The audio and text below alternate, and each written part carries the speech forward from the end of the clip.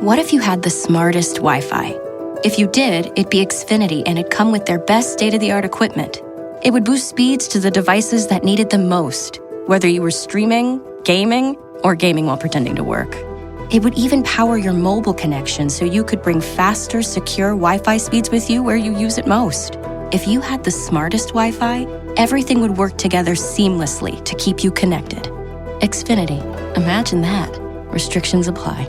You just realized your business needed to hire someone yesterday. How can you find amazing candidates fast? Easy. Just use Indeed. When it comes to hiring, Indeed is all you need. Stop struggling to get your job post seen on other job sites. Indeed sponsored jobs help you stand out and hire fast. With sponsored jobs, your post jumps to the top of the page for your relevant candidates, so you can reach the people you want faster.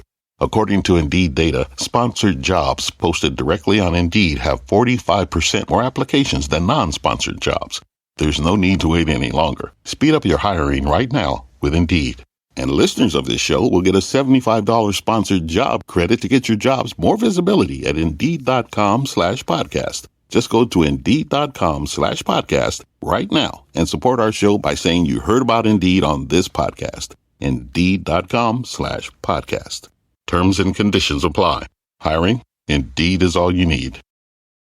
For exclusive podcasts and more, sign up at patreon.com/partnersincrimemedia. This week's Law & Order Marathon winner is Viv Cutknife of Kalmar, Alberta, Canada. Viv will get a marathon decal showing she watched 26.2 hours of her favorite crime show. To be next week's winner, sign up at lawandorderpodcast.com. I'm Kevin Flynn with Rebecca Lavoie and Sarah Runyon, and these are their stories. You think you know who did it, but you don't know who did it. Law and order, law and order, law and order. It's no ordinary police procedural, baby. It's the FNOG of police procedurals, baby. Law and order, law and order, law and order, law and order. These are their stories, these are their stories. Welcome to These Are Their Stories, the podcast about network TV's most enduring crime franchise and the real-life cases that inspired their shows. I'm Kevin Flynn. Each podcast will break down an episode from either Criminal Intent SVU or Original Recipe, and today we're looking at Special Victims Unit, Season 26, Episode 9, First Light. Is it possible that he may have sent those messages and invited Tommy Gallagher into your house? To sexually assault me while I was sleeping. That's insane. Joining me to do just that is true crime author and the host of Crime Writers On and Netflix's You Can't Make This Up podcasts, Rebecca Lavoie. Hello, Rebecca. Thanks for having me back, Kevin. And rounding out the panel is our special guest from the Two Chicks Talkin' Flicks podcast. It's Sarah Runyon. Hello, Sarah. Hi. Now, we recently met in Dallas, and you said that you were still a faithful watcher of the new episodes of SVU. And even though it beats Grey's Anatomy in its time slot every week, there are some longtime fans who say the show isn't the same. What do you think? You know, I didn't watch it when it originally aired. I started with the recap, you know, like when they'd come back on like TBS. Yeah. And they added somebody that I had watched on All My Children, which is Amanda. Yes. And so, you mean Fake Dixie from All My Children? Yes. Fake Dixie. Yes. Yeah. You're speaking my language, Sarah. Thank you. Yes. He hates it when I talk about soaps on this show, and there's so much soap shit on this show. So many soap people, so many soap actors. Yeah. So you keep going. Go ahead. Yeah. And so that's what made me come back to it. And I'd watched seasons before that live, but I kept going because I liked Rollins. Okay, jumping in here just before we get back to our discussion with Sarah, I just wanted to say that we ended up recording just right before the SVU season premiere. And so, Rebecca, I wanted to get your hot take on the decision to kill off Cragen. Oh, my God. Why? Seriously, why? Why can't he just be alive and old and we never see him again? Like, why does he have to be dead? Because it completely precludes any chance that we might have, like, say, if the show ever does wrap up forever, which it probably won't, but wouldn't it be nice to have Kragen back on that episode, right? Yeah, maybe he can come as a Force ghost, like in the end of Return of the Jedi. Yeah, I mean, I guess, like, I understand. Like, he obviously, the actor Dan Florek, wasn't going to be coming back for many, many more guest appearances. He did a couple in Organized Crime with Chris Maloney. But the thing that I find kind of funny, and like, as a writer, I get sort of like slaying your darlings and like, well, maybe this makes sense because we can have some sort of dramatic something or other from it. They had like, she had a discussion later about how, he was a great captain, he was a great boss, whatever. But, the only reason I think that they chose to kill off Kragen because Dan Florek's old. I know. And just say, like, you couldn't get away with that with Kat. You're like, oh, I'm sorry, we decided to kill you off. Right. Because, it's lazy. I think it's lazy. It didn't add anything plot-wise, right? It wasn't like Kragen died, so as a result, we have to do X, Y, Z. It was just a way to ensure he somehow never appears on the show again, and that shit pisses me off. And granted, there might be something we don't know, right? Maybe Dan Florek was like, please kill me. I mean, maybe. Yeah, I mean, we saw the photos of him on set. Right. So, and he does direct, so I don't know. I didn't check to see if he directed that episode. I don't like it. But Dick Wolf doesn't really seem to have bad blood with many of the actors that come and go, so he's still probably part of the universe. We'll see him on Chicago Med coming in with a prostate issue. Last thing, there was also that quick scene with Benson and Stabler. Right. And Stabler said goodnight by saying to Liv, love you. Night. So apparently that was an ad lib that didn't get cut. Yeah, love that. Love that for them. So is the shipper universe reading too much into that 100% line? they are. Okay, I say it to my friends all the time. I say it to Mel, who I tape Readathon with. Like, sometimes you just love people and you just find yourself saying it out loud. You're like, oh, I just said that. Okay, and then you move on. But they do love each other. Yeah, I didn't take it as a romantic I love you, even though he's single. I did think it shows how tight they believe the characters are. Dude, and imagine if they have sex now and it's just like awful. It's just like, we don't even fit. That's so we bad. We don't even fit? Oh, God. I'm too small. You're too floppy. It's horrible. All right, enough of that nonsense. Let's get back to our discussion. So, Sarah, of all the franchises, which two cops are your favorite Law & Order detective team? Favorite Law & Order detective team. You got Benson and Stabler, obviously. But I really liked Carisi and Rollins. Mm-hmm. Nice. And I clocked it from the beginning. So I was like, oh, they should be together. Mm-hmm. Like the beginning, like when he still had the mustache? Or and the vest. Yeah, the vests. All the vests. Before a night law school. Yes, Fordham. And can you tell us who is your favorite prosecutorial team? Favorite Law & Order District Attorney prosecutorial team. Ooh, I love Barba. And I heard one of the episodes that you guys had somebody on that loves him as well. So. Oh, we've had a couple of people, but there are some people, like I think it might have been Kimberly from Date with Dateline. She loves Barbara. Yes. Yeah. She's definitely... She almost has a giant cutout of him at her house. She loves him.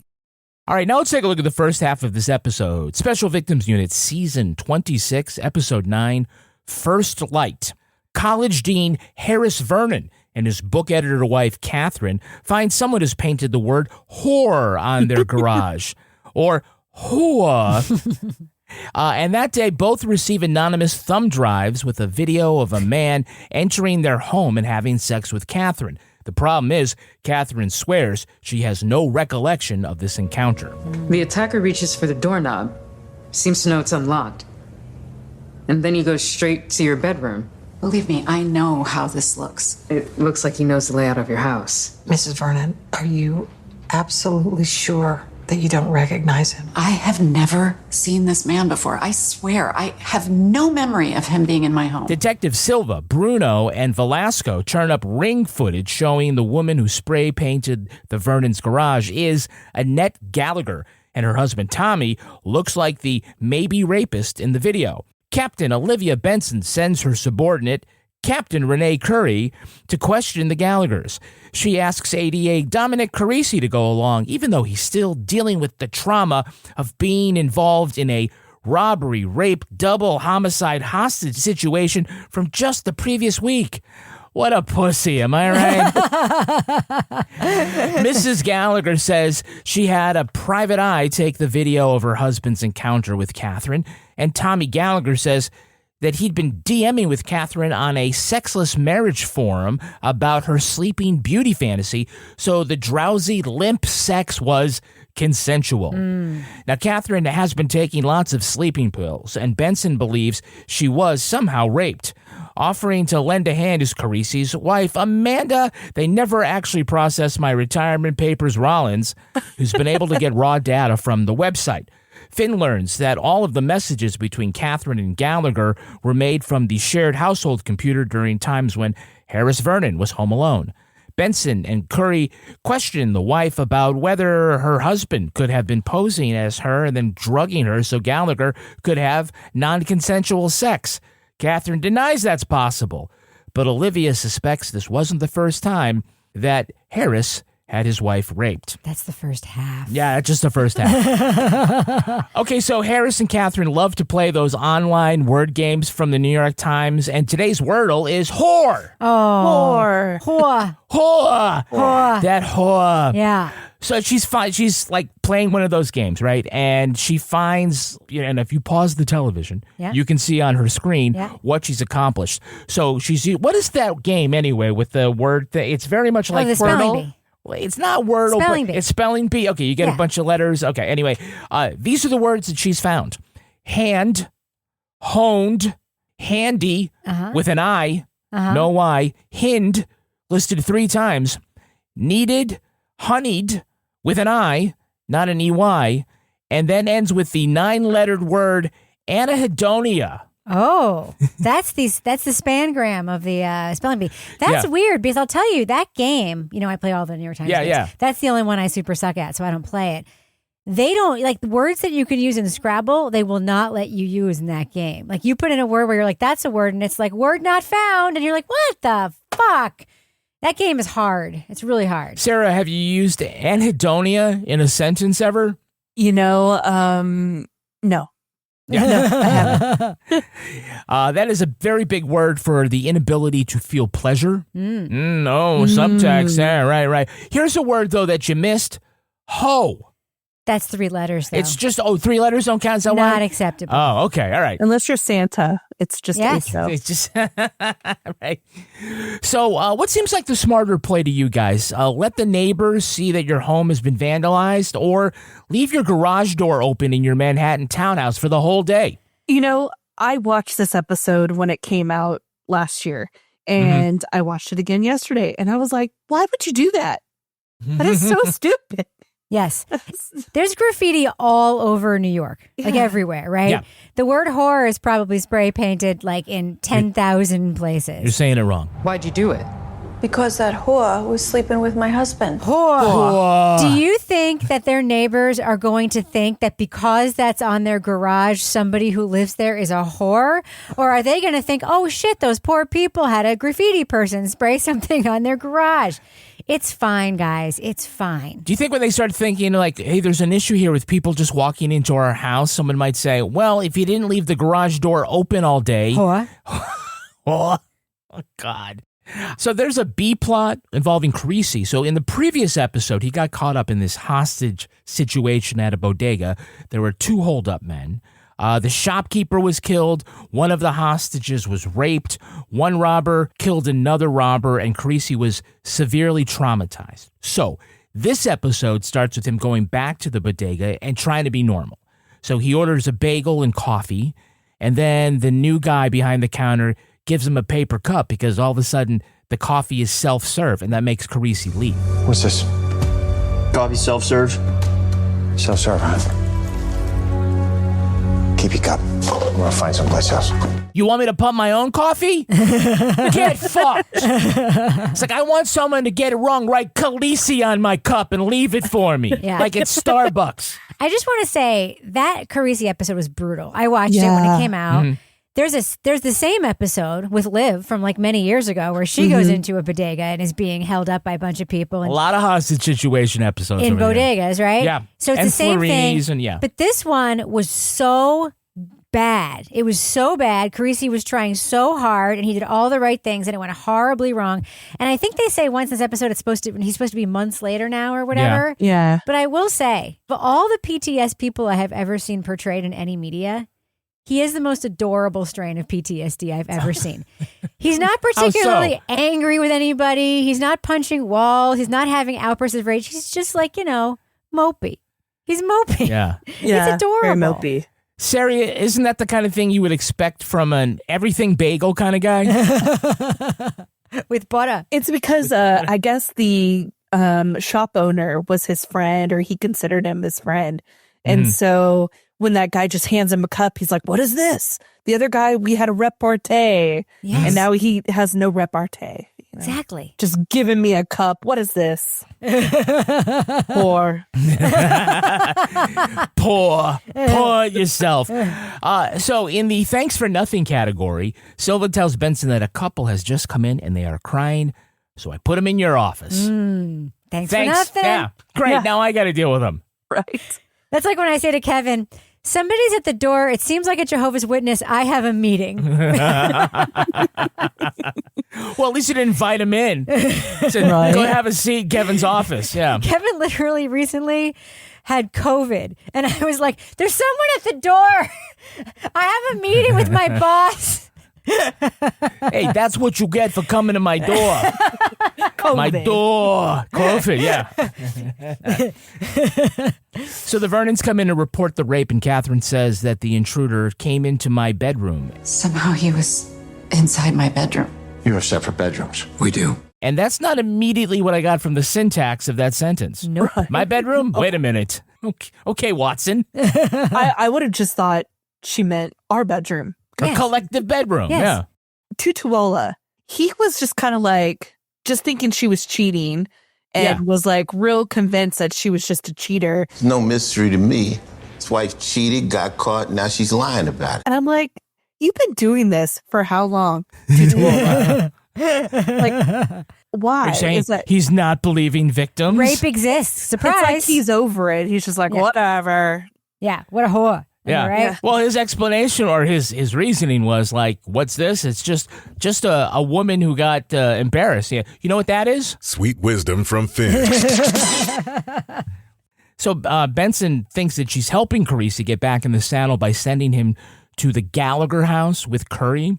And for those not up to date, again, Curry was the new head of IAB and a recurring character. Captain, right? And after investigating Chief McGrath, she asked to join SVU, even though she herself is a captain. Now, surprisingly, that actually isn't uncommon in real life in departments like this to have multiple high-ranking officers. But for a lot of the SVU TV audience, they're not buying that part of this setup. Sarah, don't you think they just should have just like had something where she got demoted, bumped down to like lieutenant, and now she's like trying to get back, and everybody's good graces, a fresh start, as opposed to coming in as somebody who's like equal to our beloved Benson?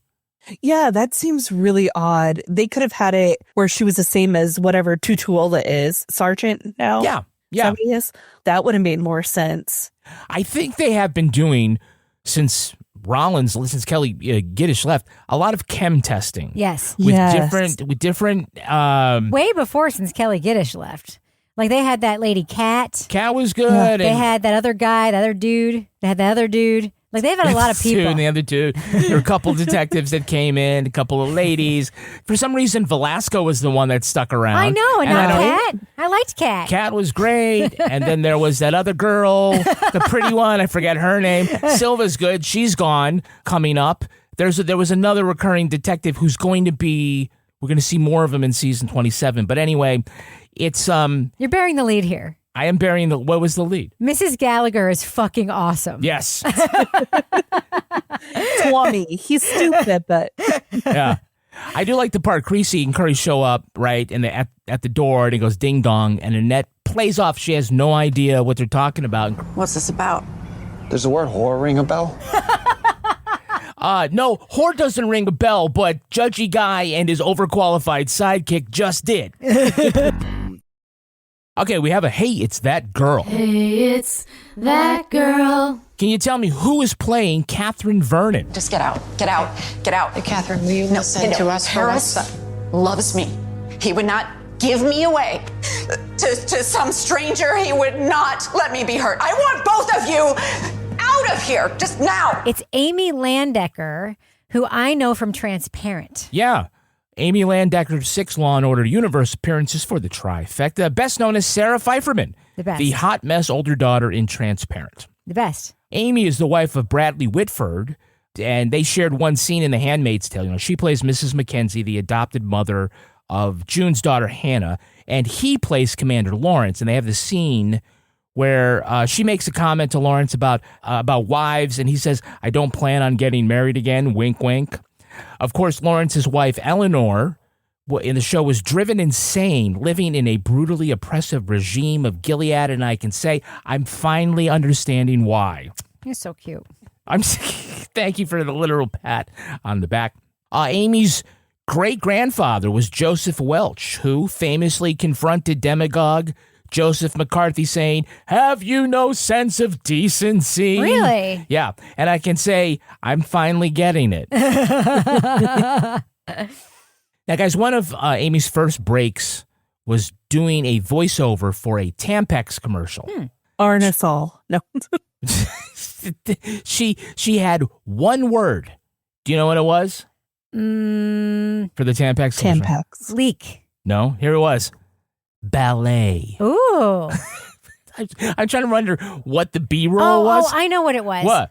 Please. This is, you know too, Sarah, right? This is one of those commercials where it's like, you can wear Tampax and be safe doing sports, whatever. And it's all these situations where women are wearing super skinny, light-colored things around their crotches and moving around a lot, just to sort of prove that when you have your period, it won't be gross and go through your clothes. And it's like, yeah, we get it. But regular people don't just do ballet or throw a javelin. Like, that's just, how about you just have it like grocery store? Grocery store. Couch. Work. Bodega. Whore.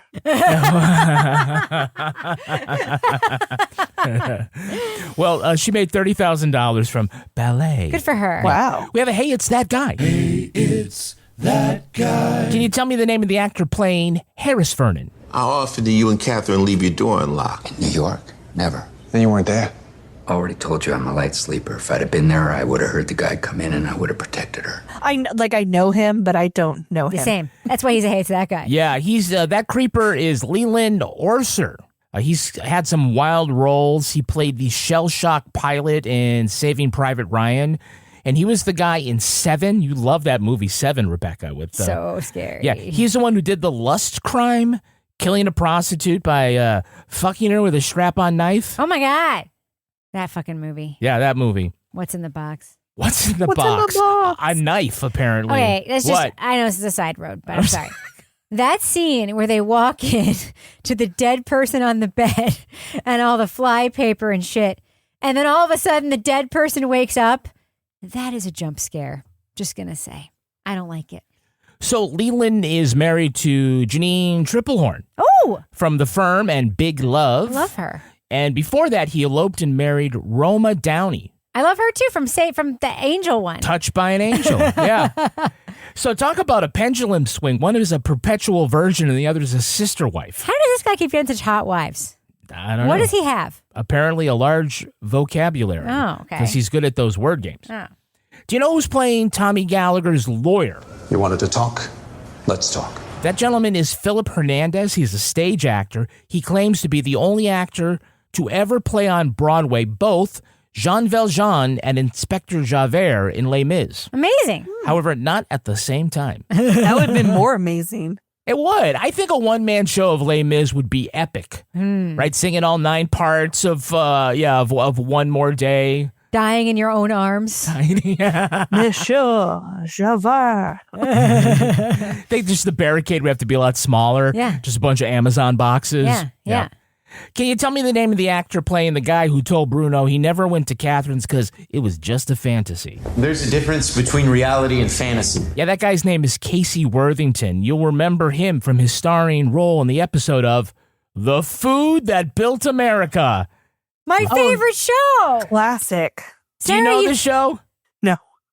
Sarah, there's a show on the History Channel called The Food That Built America. And every episode is about a famous food brand like Kraft or Taco Bell or something, and how it came about, the inventor of it, the innovation it brought, all the stuff.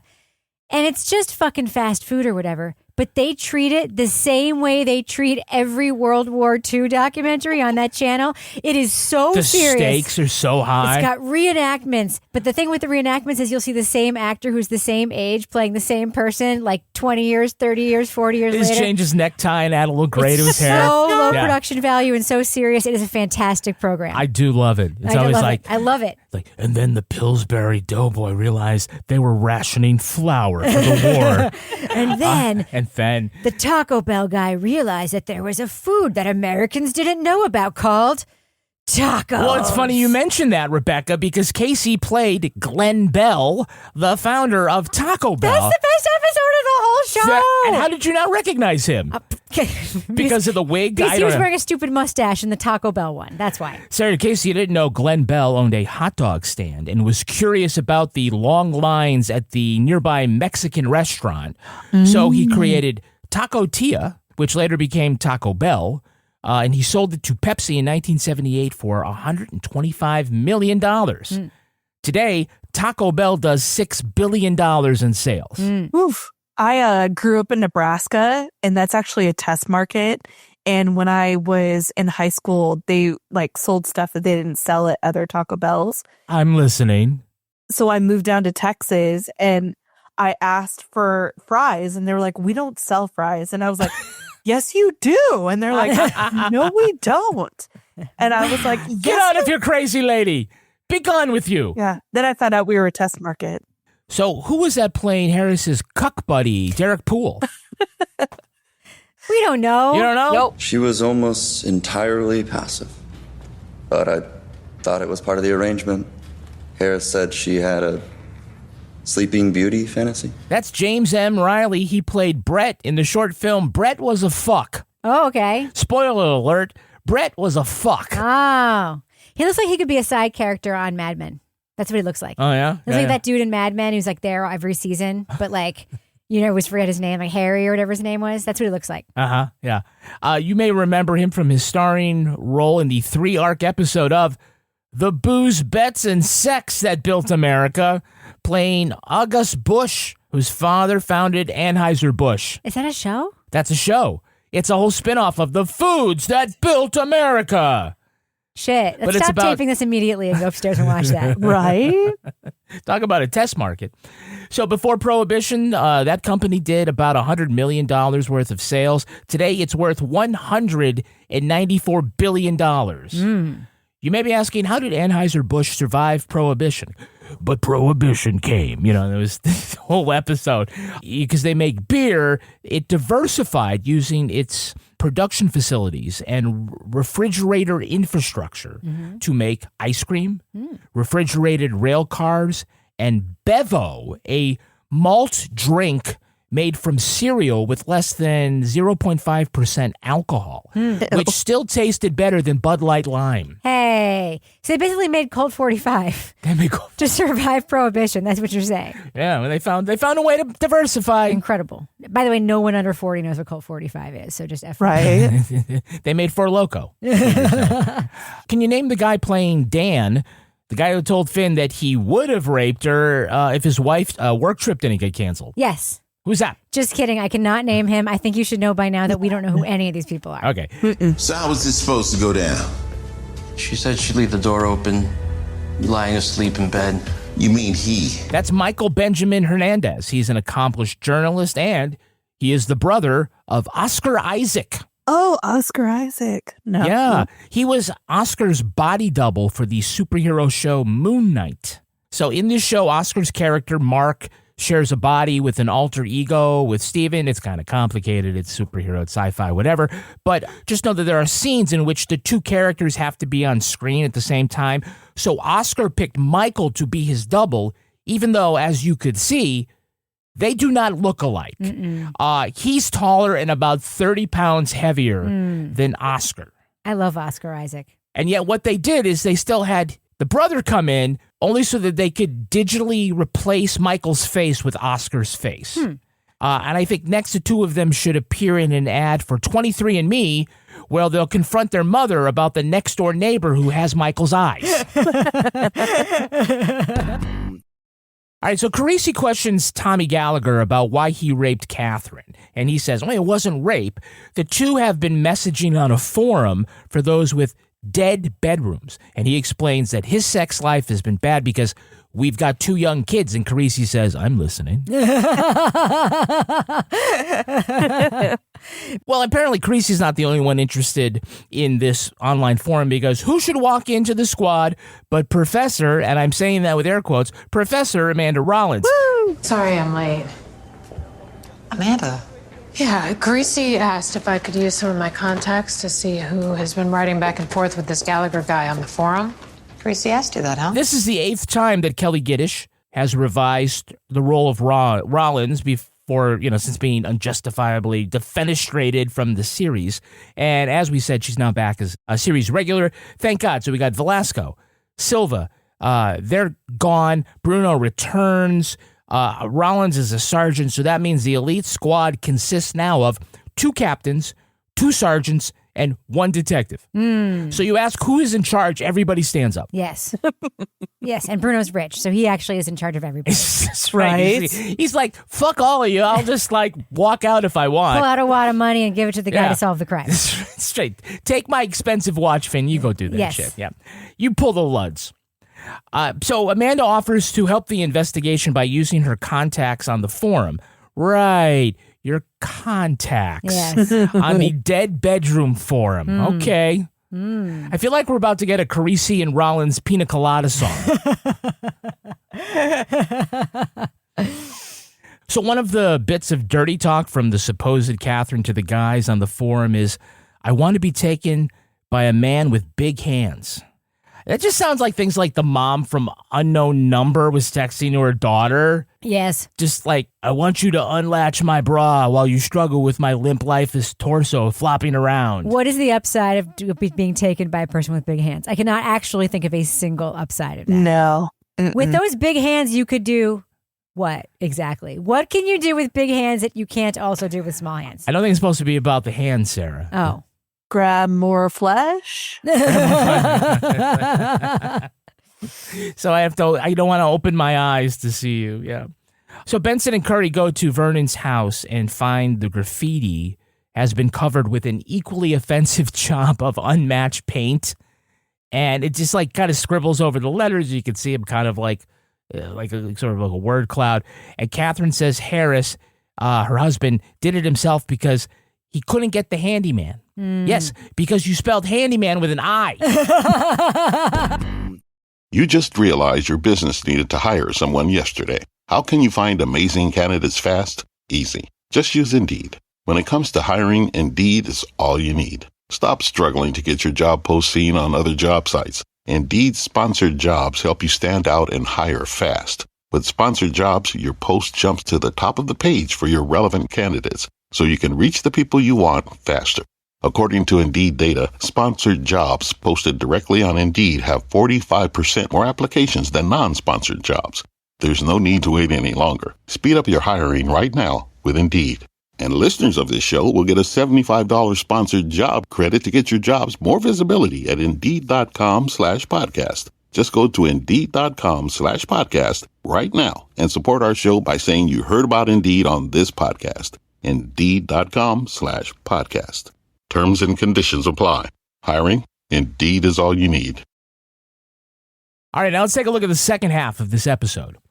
Carisi tells Benson that he can't try a rape case when the victim blames everything on her own sleeping pills. Katharine is being gaslit by her husband. That may be true, but as of right now, she's blaming her sleep meds, correct? Because she's confused. If I had enough to arrest Harris and I put her on the stand, in order to maintain this illusion of a happy marriage, her story's going to be that she left the door open for Tommy Gallagher. Maybe not. The detectives round up several men with the same Sleeping Beauty fantasy, but only Gallagher ever went through with going to Katharine's house.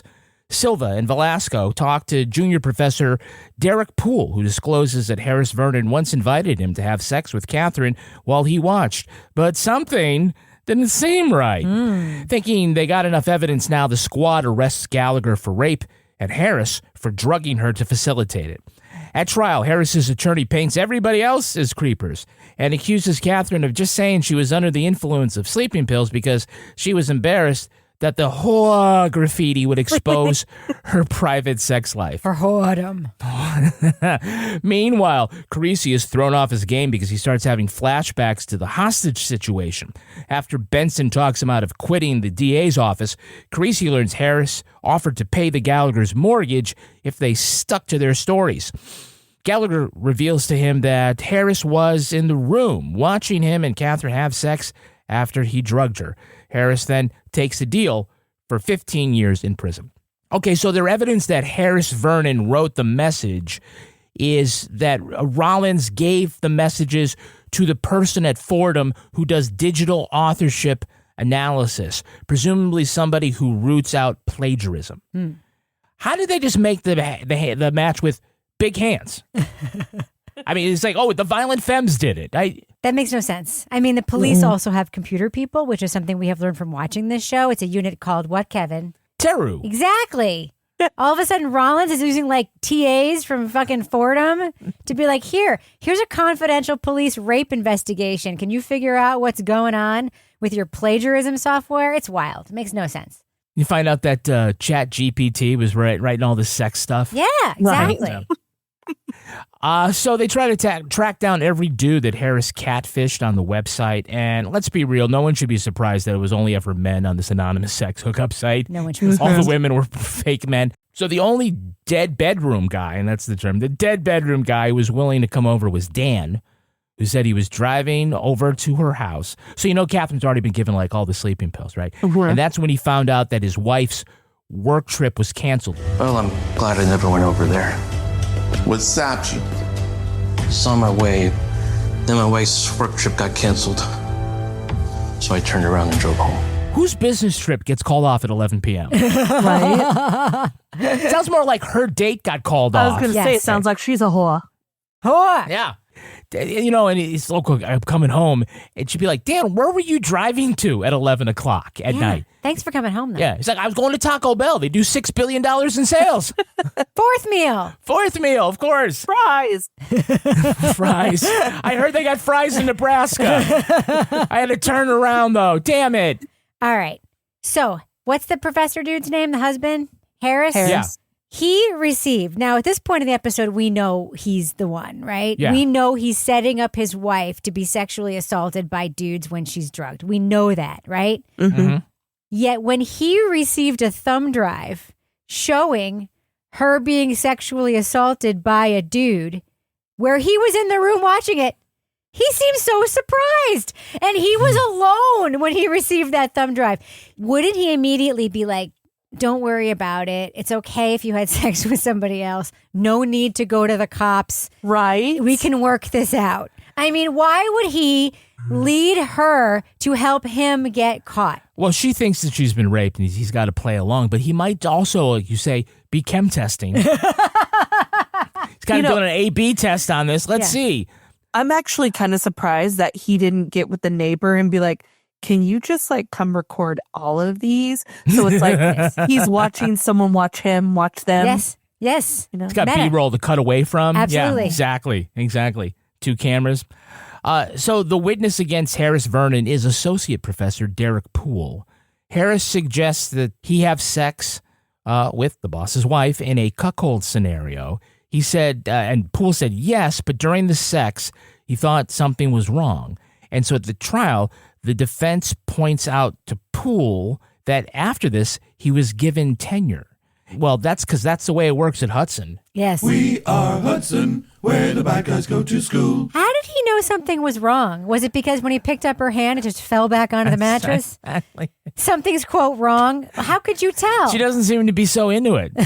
She didn't have man hands, and so no, was exactly. Yeah. She's not moaning, she's snoring. Exactly. Yeah. Something's wrong. Something doesn't feel right here. Well, it's not the only thing that's wrong. When they first go to question Poole, he's asked, do you work for Dean Harris? You work with Dean Harris? Yeah, I work with Dean Harris. And then on the stand, he says that, he works for Dean Vernon. Dean Vernon's my boss. And then later he says, Dean Harris raped her. Dean Harris raped her.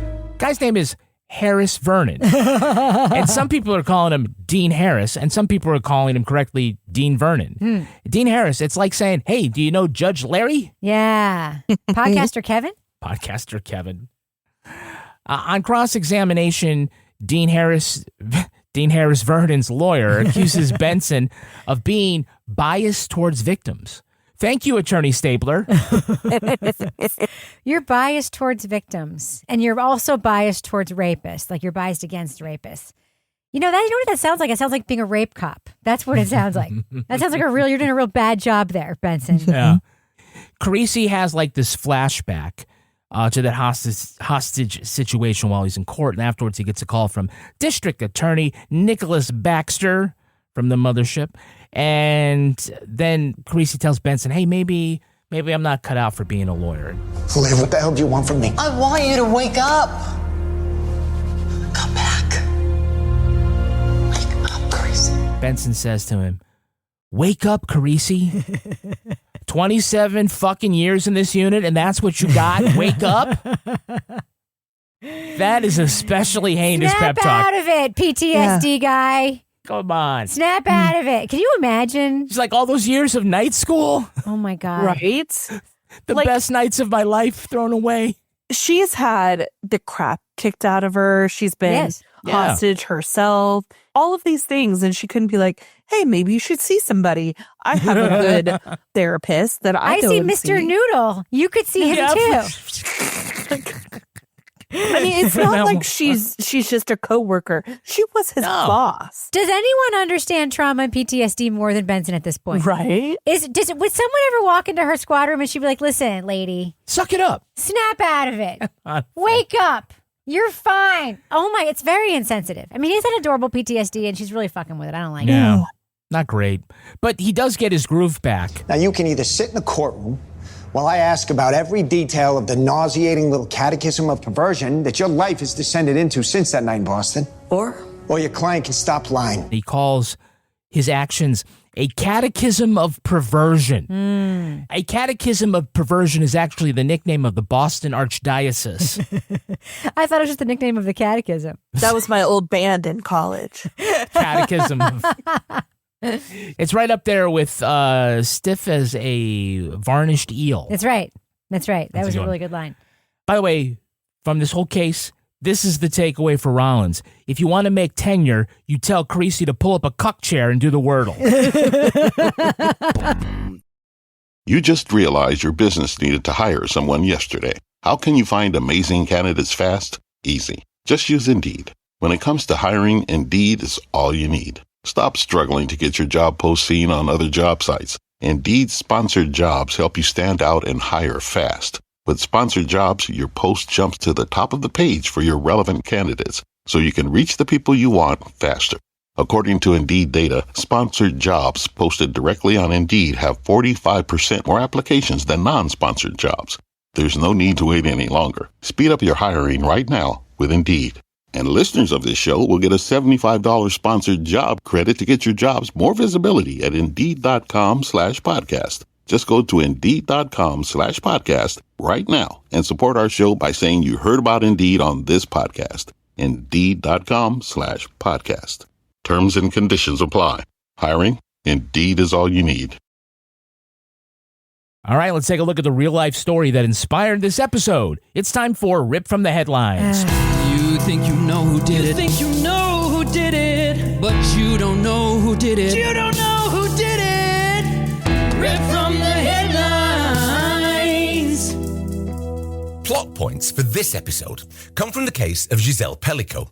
Giselle lived in Paris with her husband Dominique for 3 decades before divorcing in 2001 and remarrying 6 years later. After moving to a quiet village in southern France, Dominique was nicked in 2020 for making upskirt videos of women in a supermarket. But when coppers had a proper look at his devices, they uncovered hundreds of videos of him drugging and raping Giselle in their home. They determined that between 2011 and 2020, Dominique had recruited dozens of men to assault his wife while she was unconscious. The 67-year-old woman had no knowledge or memory of any of the assaults. In 2024, Dominique and 50 other men were tried for rape, attempted rape, and sexual assault. Giselle bravely waived her anonymity and insisted on a public trial. Dominique was convicted, receiving the maximum 20-year sentence. The others were sentenced to between 3 and 15 years. Her case sparked international outrage and led to renewed calls for legal reform around consent and sexual violence. After a series of public appearances, Giselle Pellico had retreated from public life to spend more time with her children and grandchildren. So Giselle told French authorities that before they showed her the photographs of her being raped, that she thought her husband was a super guy, or however that translates into French. So yeah, you think you know someone. Mm-hmm. Do you think this means that the guy had two faces, or was she just blind to it? Apparently, like, everybody was blind. They were all the guys that were mentioned in this, because I listened to another podcast about this particular event, and there was like over 70 men. And like a lot of them were in like a 30-mile radius of where she lived. So she like ran into these guys a lot. Yeah. Mm. Wasn't she also like complaining about like infections and pain, and she had all these like weird symptoms? And he was just like, "Oh, That's so there's weird. nothing wrong. That's You're getting fine. Wake yeah. up. You're fine. You're fine." It's really bad. What is the kink where someone wants to pay money to have sex with an unconscious grandmother? Is that a real question? That's Yeah, maybe I don't know. Maybe it shouldn't be a real How question. do you find so many people who want to do that? Like the internet. But so many people that like live in your community. It wasn't like internet. It wasn't like he was on Reddit being like, "So, anonymous form of people, which of you 10,000?" It was like, these were all people he knew. It's like his card buddies. Yeah, you find them on a website called Without Her Knowledge. That's what it was called. Yeah, that's what it was real? called in France. Without her knowledge. Jesus H. Christ. You know who figured that out? An adjunct professor at the University of Paris night school. Yeah, exactly. Let me see what this means. With his vest. Exactly. So 50 men were tried for raping Giselle. There was a 51st who was not prosecuted because he was charged with raping his own wife. Oh, my fucking God. Yeah, great. She really got an eye for talent, this guy. Oh, my yeah. God. This whole story made me so sick. Did it make you like queasy, Sarah? Yeah, it was gross. And then find out that he was a mentor for another guy and they like swapped wives. Ew. Ew, ew, ew, ew. Oh, and the guys thought that it was okay because they had the husband's permission to do it. Oh, that's fine. Ew. That's fine. Yeah, he says it's good. Giselle says she has no memories of the assaults. Rebecca, do you think that's a blessing? Yes. Next question. Well, I mean, that's kind of Well, like... it doesn't make it better. No. To be clear. But that is sort of an element of being a survivor, right? Is that you are dealing with the feelings, the memories, the things of that. If that's one part that you can take away. All right, I'm going to amend my answer. Yeah. I think it's a blessing. That being said, it's also equally horrible. It's like, it's basically like she had to watch movies of herself doing a thing, so she did actually experience it. And knowing you didn't experience it when it happened to you is equally worse in its own way. I'm just glad that she's not waking up in the middle of the night with like a bunch of memories coming to that would be even worse because then she'd be experiencing it a whole third time. But like, yeah, no, I think it's a blessing, but I think it's equally bad in some ways, if that makes sense. Yeah. I don't know if it's worse to know the guy or to like it be a complete stranger. Because like if you know him and you see him at the bank and you're like, he has been inside of me while I was asleep. Like, So one of the questions, of course, is like, why would Dominique do this? Giselle said early in their marriage that she had a 3-year affair, which crushed him and led to the divorce before the remarriage. And there are experts who believe Dominique's motivation was that he never got over that. The idea that his wife would want another man, and this was his way of humiliating her.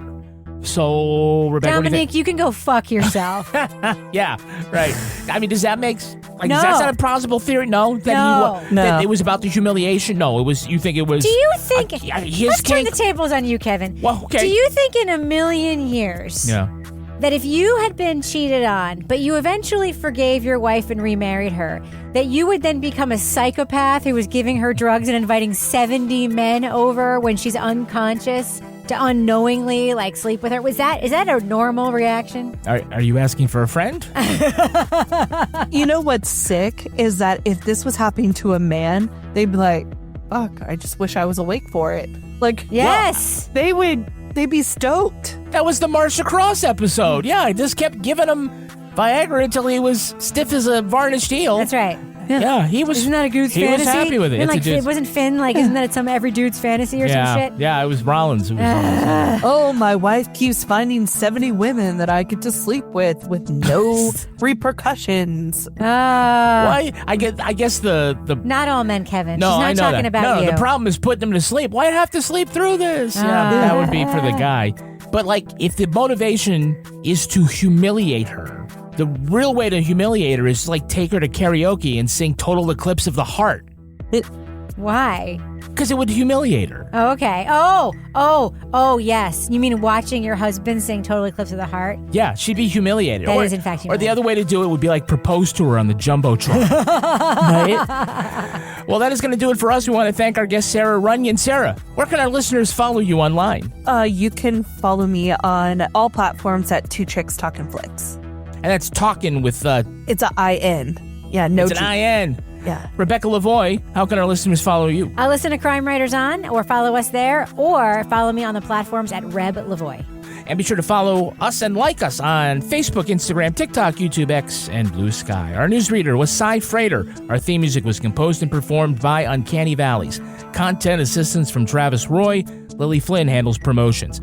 All clips in this podcast were used in compliance with the U.S. Copyrights Act fair use exemption for criticism and commentary. Go to lawandorderpodcast.com and sign up for our newsletter for a chance to be our next Law & Order Marathon winner. These Are Their Stories was recorded in Studio C. It is a production of Partners in Crime Media.